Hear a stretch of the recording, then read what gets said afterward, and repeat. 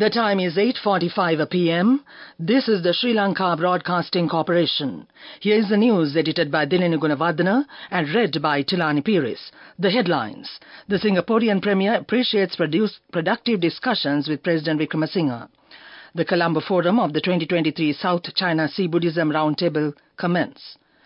Minister Vijayadasa Rajapaksa says that plans are underway to introduce new reforms to the prevailing education system. The landslide early warnings messages are issued to several districts of the island. A new mechanism will be introduced to take decisions on the implementation of renewable energy projects.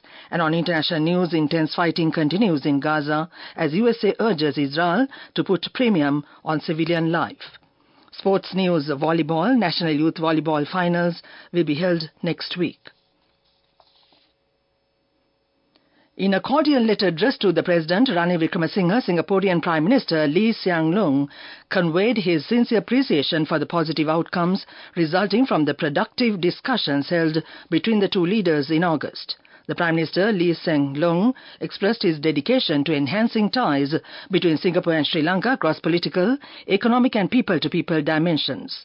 The assurance of strengthened collaboration signifies a shared commitment to deepening the bilateral relationship for mutual benefit. In extending his well wishes, Prime Minister Lee Hsien Loong conveyed hopes for President Wickremesinghe's good health and continued success in steering the nation's progress. The Singaporean Prime Minister also expressed anticipation and eagerness towards visiting Sri Lanka in the near future, further solidifying the commitment to sustaining and advancing the diplomatic ties between the two countries. The Colombo Forum of the 2023 South China Sea Buddhism Roundtable commenced at the BMICH today. This will be held till the 14th of December. The Buddhism Shenzhen Roundtable in the South China Sea region has been organized by the Hongfa Temple in Shenzhen, China since 2016 and serves as an annual international platform for discourse emphasizing the theme of walk together in harmony and gather the wisdom of the Silk Road. Both the clergy and lay representatives from 32 countries, including academics, politicians and undergraduates, take part in this event, focusing on the Silk Road theme.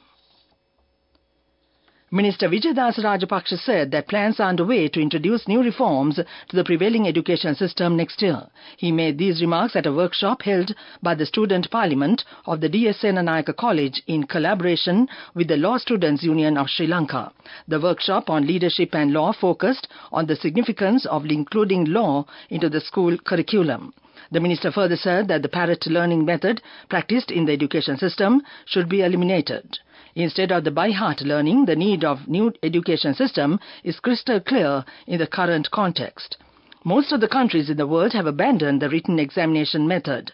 Accordingly, a new assessment system will be introduced to the education field next year. Under the new system, 50% of the assessment methods used to follow a more pragmatic approach.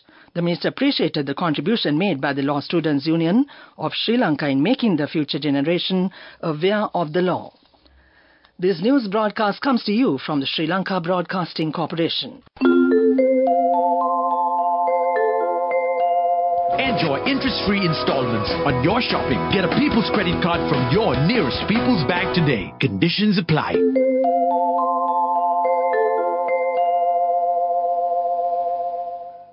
The National Building Research Organisation has issued landslide early warnings messages to several districts of the island.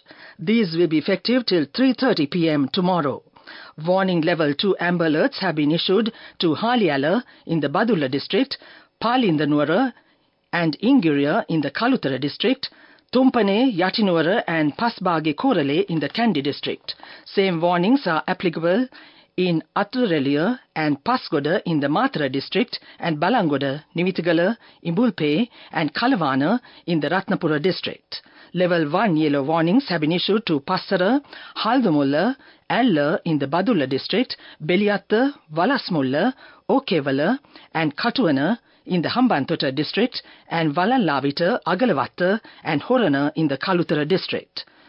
Madadumbara, Udapalata, Gangawata Koralave, Patadumbara, Ududumbara in the Kandy district, Dehiovita and Galigamuwa in the Kagala district, and Mawatagama, Ridigama and Polgahavala in the Kurunagala district are also under level 1 yellow warnings. Ukuwela, Laggala, Pallegama, Abanganga Korale and Naula in the Matale district, Pitabaddara and Kotapala in the Matra district, Hanguranketa, Ambagamuwa and Valapene in the Nuarelia district, Kuruvita, Alapatha, Kirialla, Valigepola, Opanayaka and Haliagoda in the Ratnapura district undergo level 1 warnings as well. The new office bearers have been appointed to the Sri Lanka-Maldives Parliamentary Friendship Association, with MP SMM Musharraf being appointed as the president. The inaugural meeting of the Sri Lanka-Maldives Parliamentary Friendship Association for the 9th Parliament was held recently. It was chaired by the Speaker Mahinda Yapa Abeyewardena. According to the Parliament statement, Chartered Affairs of the High Commission of the Republic of Maldives to Sri Lanka, Fatima Gina was present as the guest of honour. Addressing the gathering, Speaker Mahinda Yapa Abeyewardena said that the establishment of the Sri Lanka-Maldives Parliamentary Friendship Association will help to enhance the bilateral relationship with the Maldives, a close friend of Sri Lanka. The guest of honour, Ms. Fatima Gina, congratulated the newly appointed officials and emphasised the importance of the Parliamentary Friendship Association to develop the friendship between the two countries in various fields. That ends the local news for now. Light up your life, light up your smile. This December, yeah. People's discounts coming your way. All over the place. December, yeah. Enjoy special offers all over the place with People's Credit Cards this December, with discounts of up to 75% at selected merchants. Enjoy interest-free installments on your shopping. Get a People's Credit Card from your nearest People's Bank today. Conditions apply. The main news story is brought to you by Sinhala Mahatma. A new mechanism will be introduced to take decisions on the implementation of renewable power projects. Both local and foreign investors have informed the government that they have to face various issues in implementing these projects. Consequently, a standing committee in this regard will be appointed. This was disclosed by Minister Dr. Bandula Gunawardena at the press conference to inform the media on the cabinet decisions. That was the main news story. The main news story was brought to you by Sinhala Mahatma.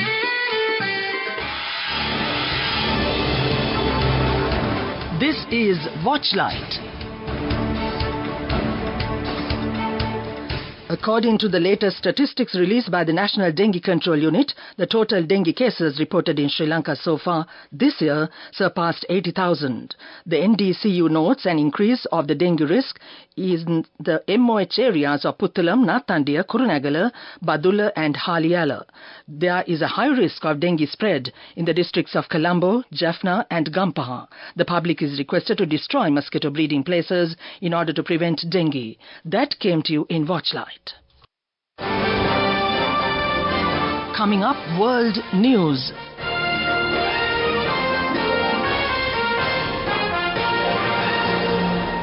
World News headlines first. Intense fighting continues in Gaza as USA urges Israel to put premium on civilian life. 23 soldiers killed in attack on army base in Pakistan. Cambridge archaeology experts find a Roman theatre in Italy. Israel has continued its bombardment on Gaza with the main focus on Khan Yunis in the south. There's also been fighting in Rafah near the Egyptian border.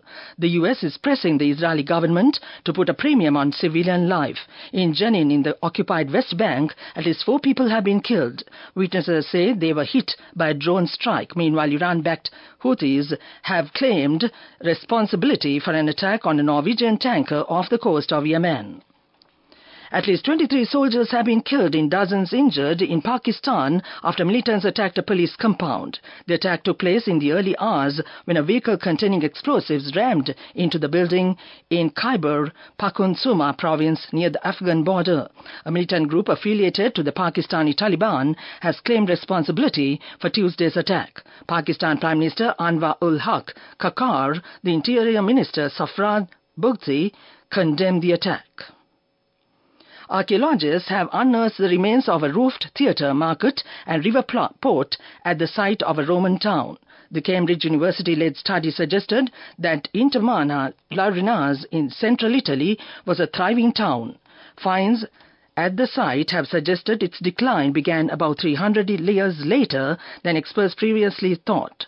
Analysts have excavated pottery indicated the town in southern Lazio resisted decline until the latter part of the 3rd century AD. Back to the world news headlines. Intense fighting continues in Gaza as USA urges Israel to put a premium on civilian life. 23 soldiers killed in attack on army base in Pakistan. Cambridge archaeology experts find a Roman theatre in Italy. That ends world news. Development news. The Cabinet of Ministers granted approval on to accept the proposal furnished by United Solar Energy Company as a policy for development of a solar power station of 700 megawatts with 100% battery power storage system, including necessary transmission lines from the Poonakuri Reservoir to the new Kilinochchi Grid substation to evaluate the project proposal and to appoint a negotiation committee appointed by the Cabinet to submit recommendations with a view to decide the procurement charges of electricity power. That ends development news. Moving on with sports news. Sports news, volleyball. The finals of the 35th National Youth Services Rupavani Challenge Trophy volleyball tournament is scheduled to take place throughout the day on December 23rd at the Indoor Stadium of the National Youth Centre in Maharagama, as announced by the National Youth Services Centre. Teams from all 26 districts across the country, both boys and girls, will compete in the tournament. The preliminary round of the national level girls competition commenced today and will run until December 13th. The national levels boy competition is slated for December 20th and 21st at the Indoor Stadium in the Youth Services Centre, Maharagama. The champions of the tournament will be awarded a cash prize of 150,000 rupees, while the runners-up will receive 100,000 rupees. Team securing the third place will be granted a cash prize of 75,000 rupees. That ends sports news. Go ekak thiyana youth eකට life එකේ change එකට නියමෙට set වෙන්න as වහගෙන දැකපු වීන හැබැ කරන්න youth එකට නියමෙට set වෙන්න friendship එක මෙන්න. The all-new NSB Ithru Mithru account, NSB IM, a plan for your dream. Business News, sponsored by National Savings Bank, the safest place for your money.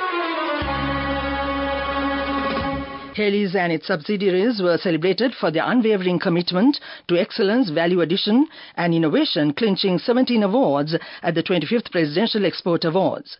Accounting for 5.5% of the nation's total export income, the recognition won by the Heli's Group at this year's awards further consolidates its role as an essential contributor to an export-led Sri Lankan economic revival, capturing new markets with sustainable innovations. That was Business News. Business News, sponsored by National Savings Bank, the safest place for your money. Go ekak thiyana youth එකට life එකේ change එකට නියමෙට set වෙන්න as වහගෙන දැකපු වීන හැබැ කරන්න youth එකට නියමෙට set වෙන්න friendship එක මෙන්න. The all-new NSB Ithru Mithru account, NSB IM, a plan for your dream. And now in economic news. Sri Lanka's remittances coming through official channels went up to $537.3 million in November 2023, up 40% from $384.4 million in the same month a year earlier due to improved exchange rate after better monetary policy. The official remittances rose on a month-on-month basis for the first time in 5 months after falling 4 months in a row. In the first 11 months of this year, Sri Lanka has received $5.4 billion from official channels, up to 63% from $3.3 billion in the same period in 2022. That came to you in economic news. Weather report. Showers will occur at times in the eastern and Uva provinces and in the Matale and Polonnaruwa districts. Several spells of showers will occur in the northern province and in the Anuradhapura and Hambantota districts. Showers or thunder showers will occur at several places in the Sabaragama and western provinces and in the Kandy, Nuwara, Gaul and Matara districts after 1 p.m. and fairly heavy showers about 75 millimeters are likely at some places. Misty conditions can be expected at some places in the western, Sabaragama, central, southern and Uva provinces in the morning. That was the weather report. And now to in this news broadcast, the main points once again. The Singaporean Premier appreciates productive discussions with President Wickremesinghe. The Colombo Forum of the 2023 South China Sea Buddhism Roundtable commence. Minister Vijaydas Rajapaksa says that plans are underway to introduce new reforms to the prevailing education system. The landslide early warnings messages are issued to several districts of the island.